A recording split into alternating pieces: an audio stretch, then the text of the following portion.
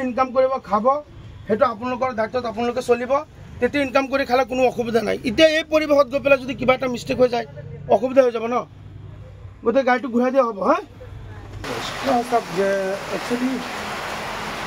এতিয়া মানে আপোনাৰ যিটো পৰিৱেশ আছিল যথেষ্ট সুস্থ পৰিৱেশ আহিছে কিন্তু আমি তেওঁলোকৰ পৰা কোনো ধৰণৰ এতিয়ালৈকে প্ৰতিক্ৰিয়া পোৱা নাই মানুহখিনি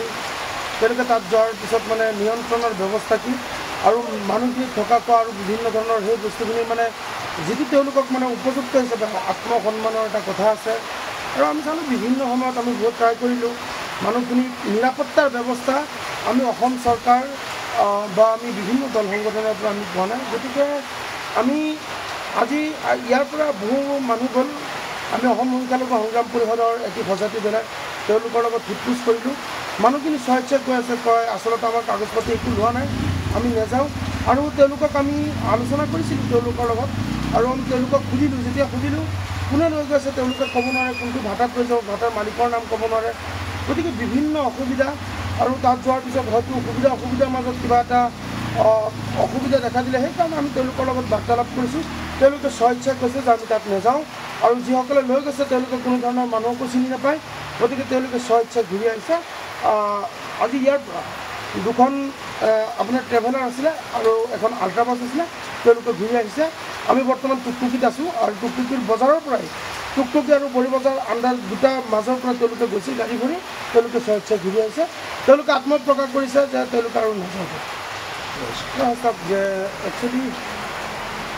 এতিয়া মানে আপোনাৰ যিটো পৰিৱেশ আছিল যথেষ্ট সুস্থ পৰিৱেশ আহিছে কিন্তু আমি তেওঁলোকৰ পৰা কোনো ধৰণৰ এতিয়ালৈকে প্ৰতিক্ৰিয়া পোৱা নাই মানুহখিনি তেওঁলোকে তাত যোৱাৰ পিছত মানে নিয়ন্ত্ৰণৰ ব্যৱস্থা কি আৰু মানুহখিনি থকা খোৱা আৰু বিভিন্ন ধৰণৰ সেই বস্তুখিনি মানে যিটো তেওঁলোকক মানে উপযুক্ত হিচাপে আত্মসন্মানৰ এটা কথা আছে আৰু আমি চালোঁ বিভিন্ন সময়ত আমি বহুত ট্ৰাই কৰিলোঁ মানুহখিনি নিৰাপত্তাৰ ব্যৱস্থা আমি অসম চৰকাৰ বা আমি বিভিন্ন দল সংগঠনৰ পৰা আমি পোৱা নাই গতিকে আমি আজি ইয়াৰ পৰা বহু মানুহ গ'ল